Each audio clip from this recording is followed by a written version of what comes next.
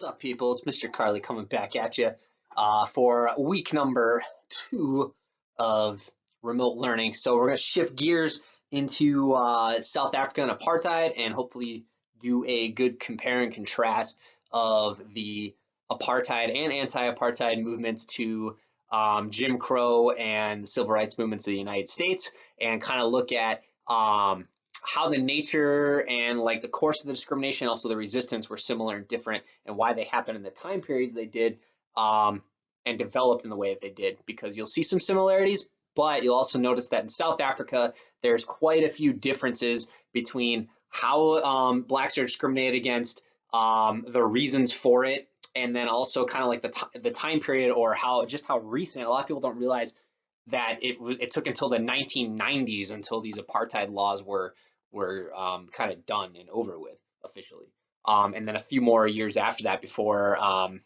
Nelson Mandela assumes the presidency. But we'll get all into that later. But what I wanted to do myself first is kind of give you some background and context for apartheid, because we're talking about a whole nother hemisphere, part of the world, different continent. So I just want to give you some background on who these people are, and just a little brief history on South Africa and how apartheid comes about before we get into what it actually looked like. So we'll do that.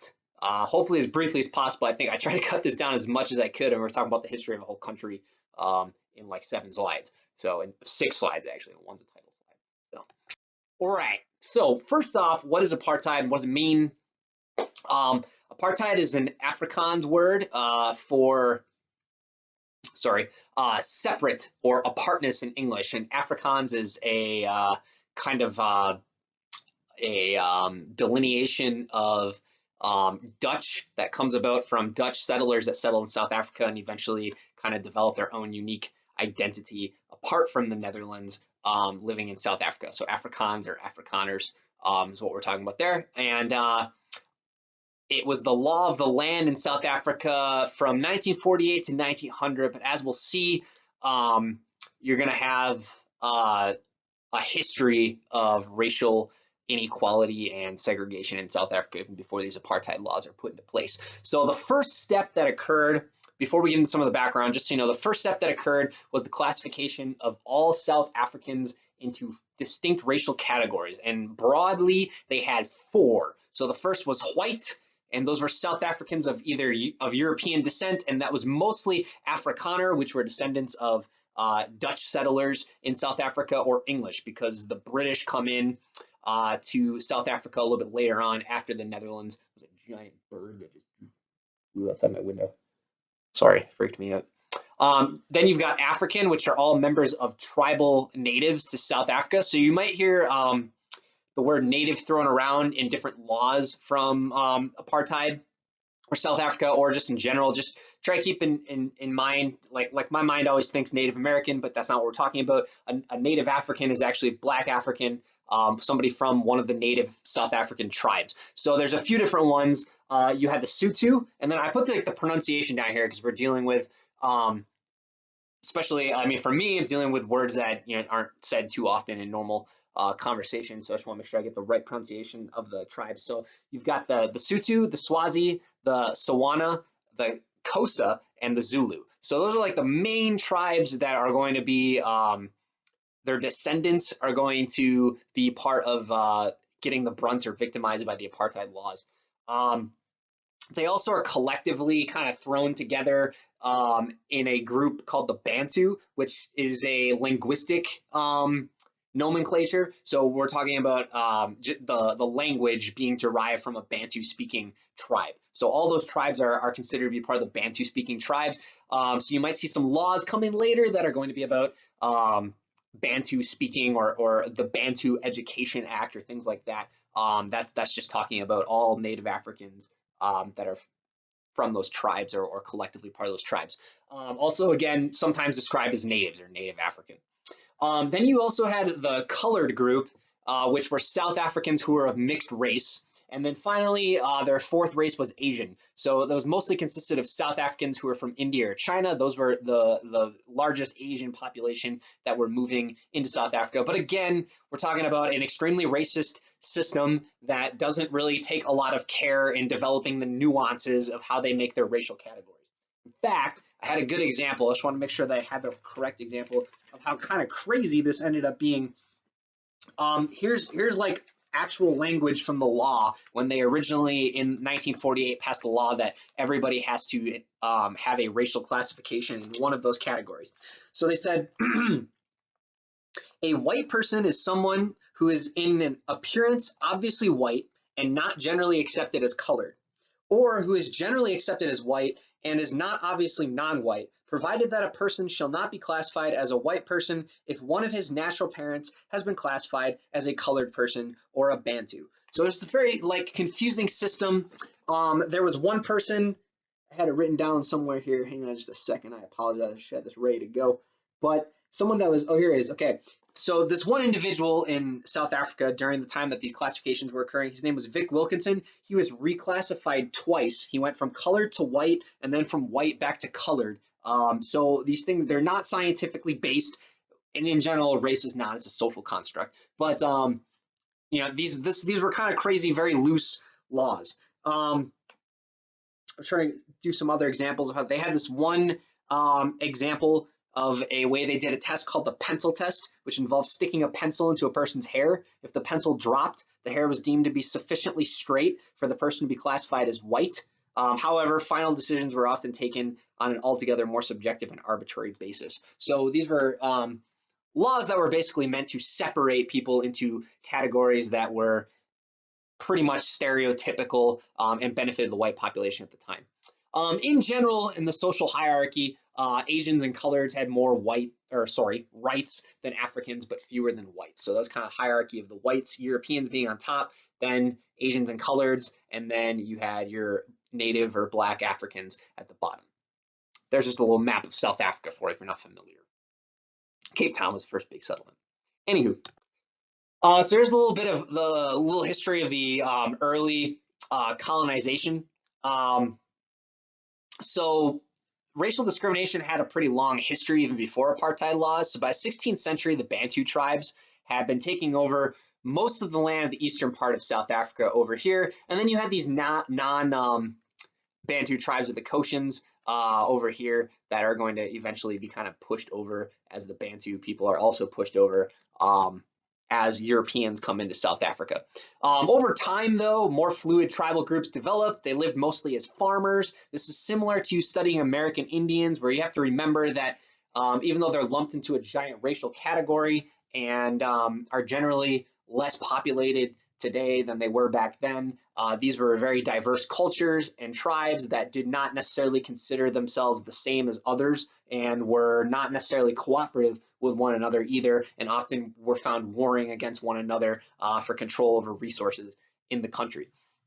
However, in the 1600s, the Dutch East India Company, that's right, my friends, that Dutch East India Company established the first European settlement in South Carolina at the Cape of Good Hope, which is right, I don't know if you can see this or my cursor or not, but right there, which becomes eventually Cape Town. And you can see they're spread throughout the country from there. Their descendants eventually started to call themselves the Boers, and they're the ancestors of modern day Afrikaners. So these are people who developed the language Afrikaans, and they see themselves, they're white, but they see themselves as these Dutch descendants who have a kind of like distinguished identity of themselves and culturally different from European Dutch people. Although they're not originally intending to set up permanent colonies, the Dutch interaction with the African tribes were very similar to those of British colonists and American Indians. So if you think about what you know about that, there was a lot of like initial kind of cooperation or struggle for resources, eventually trying to push them further and further out into, you know, the countryside as they develop the settlements that are closer to the coast. So very similar type of situation that you have going on between the Dutch settlers and the native Africans that are there. Now, things get a little bit more tricky when colonization shifts not only from the Dutch settlers that are there, but the British are going to show up as well. So over the next 150 years, the borders slowly spread out from Cape Town, as you saw on that map before. This led to increasingly violent confrontations with the various different tribes that they ended up coming into contact with. In 1806, the British took over the Dutch East India Company. So now Britain was looking at, now they've took over the Dutch East India Company. How are they going to expand their commerce and get involved in South Africa? And what are they going to do with this area that used to be kind of the dominion of the um, Dutch East India Company? And how are they going to increase their profits by being there? So that was 1806. By 1820, the first large group of British settlers arrived in South Africa. And by British, it's not just English. We're also talking about members of today's United Kingdom, so people from like Northern Ireland, Scotland, and Wales as well. But overall, from the British Empire coming in there and actually starting to settle in colonies. They were not looking to adopt Afrikaner culture or practices or methods of government. They thought of themselves as distinct races, even though in today's parlance we would kind of consider them, and what they actually considered themselves later on, as being completely just white. But they saw themselves as, you have English and you have Afrikaner, and these are two different races, and they aren't mixing, and they're not going to have some cultural diffusion or anything like that. So there is increasing clashes with the Boers throughout the 1800s. This is very oversimplified, increasing clashes, but as they both are kind of vying and competing for territory and land and power, the British are trying to kind of be like, hey, we're going to focus on the coast. If you all want to move like further out into the rural areas and farm, that's fine. But if you're going to stay here, you're going to be listening to us. So the Boers migrated north out of the British Cape Colony. This is called the Great Trek, or the Trek Boer. And they created independent republics of Transvaal and the Orange Free State. While they were doing that, in 1838, this fairly significant battle occurred, battle occurred in terms of like bloodshed and lives lost and territory gain. But there was a battle between the Zulu tribes and the Boers that were moving out into the countryside, and the Boers were victorious. And this battle, it's called the Battle of Blood River, but it was kind of mythologized as God kind of saying to the Afrikaners that like this land was for them. So they started to see themselves, they do this great trek, they survive this fight with the Zulus, and they kind of draw these parallels religiously to the Old Testament and the Exodus of the Hebrews out of Egypt, and they're starting to think of themselves as like God's chosen people for this land of South Africa. And that's going to play a big role in why apartheid comes about later on as well. Then in the late 1800s, you had this mineral revolution. In 1867, some Afrikaner prospectors discovered the first of several huge diamond deposits, and later on they find gold as well. And it touched off a transformation of not just economics, but also politics and race relations across South Africa, because the British, now that they see something that is shiny that they like, they decide that they're going to want to move into the interior of South Africa and start looking for some precious metals as well. So they increased taxation. They started confiscating land from the Afrikaners or the Boers that were there.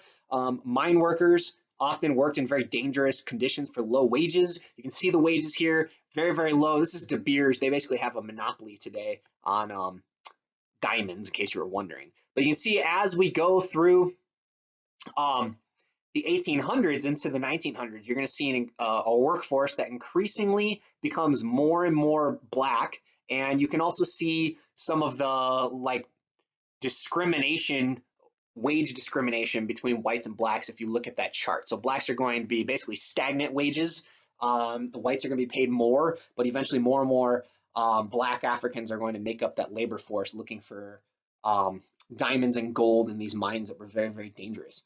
And this tended to emphasize class and racial divisions in South Africa, not just between the Afrikaners and the English, but also all the way down to the black Africans as well.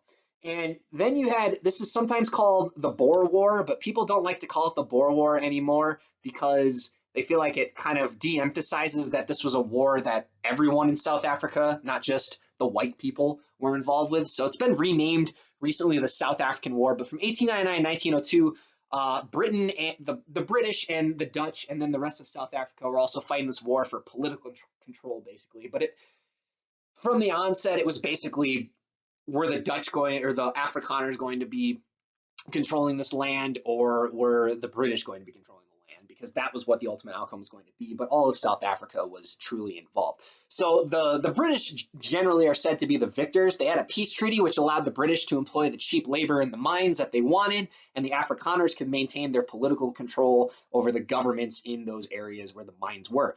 Africans and Asians and other racial minorities pretty much received nothing and were at the whim of whatever happened. Very, very similar to European wars that occur in North America around prior to this in the 1700s, 1600s, and 1700s as well. And if you think about it in terms of what did Europeans get versus what did American Indians get despite their involvement. So eventually South Africa is kind of unified. So this competition between Afrikaners and the British starts to go away to an extent. So by 1910, British colonies and the Afrikaner republics joined together and they called themselves the Union of South Africa. And they were self-governed for the most part, pretty independent, but they were still technically part of the British Empire. Whites continued to build wealth and political status.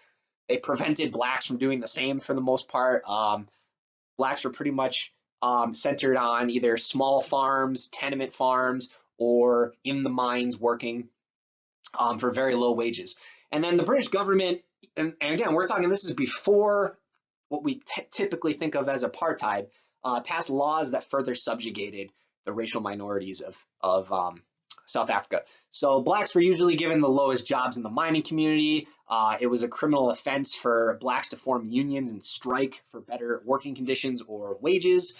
They also passed the Natives Land Act in 1913, which limited black ownership of land to very specific designated areas, which were generally the least sought after areas, which only made up about 8% of the countryside. So you're talking about a majority of the population of a country that's only allowed to have property ownership of 8% of the land. And then they created a general system of segregation where whites and blacks rarely came into contact with one another other than really in the mines. So you had this very segregated country.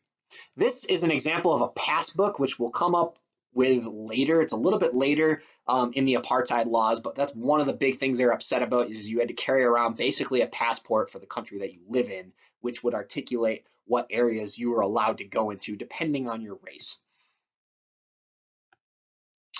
But this is where apartheid truly gets going. So the National Party, or the NP, won a victory in South African elections in 1948, and this brought a very conservative group of Afrikaners to power. So for most of the time between 1910 and 1945, the end of World War II, the British political parties had run the government for the most part. It typically vested in an alliance between British people, politicians, and relatively moderate Afrikaners. So the National Party really sees themselves as the people that want to, as typical kind of reactionary politics goes, go back to the good old days, and kind of what they said is that we want to set history right. We want to empower the Afrikaners. They kind of draw back to that kind of Old Testament Exodus, God's chosen people type of philosophy and mentality, and they're seeking ways that they can promote their group, their ethnic group, over the other ethnic groups. And there's going to be two parts of apartheid, and it's sometimes described as distinct stages, but that's not really correct. It's a little more nuanced than that, but you're going to see these kind of two examples of apartheid laws. So the first one is going to be called petty apartheid, which is the first, thought of as the first stage, which are those kind of textbook segregation and discrimination against racial minorities. So here's an example of there were certain areas that different people of different races were allowed to go to, and this literally you can see in the sign that says armed guards shoot on sight and savage dogs devour the corpse. This is some brutal stuff that they're passing to try to keep people separate from one another. You have anti-marriage laws between black people of different races. You have what they call immorality laws, where sexual relations between people of different racial groupings were prohibited. Then eventually you have separate education, and then finally you get into these examples of grand apartheid, which the difference is they kind of tried to frame this as almost a good thing. That's why it says grand. So when they passed these laws, they were trying to create a second state, complete separation of blacks and other racial minorities. So they're trying to get basically like separate reservations, almost you could think of land where they're going to repopulate and remove the African and other racial minority, but mostly African population, and move them to other areas, which they call townships, which eventually is going to lead to the complete like segregation of the entire country between whites and blacks to make it so they never came into contact with one another. So that's kind of like just a background of who the main actors are originally in South Africa, and kind of the perspective that they're coming from, and the kind of just racial injustice that's kind of ingrained in the society, that when you get to 1948, these kinds of things are already have been going on. They're just going to be taken to a more extreme level.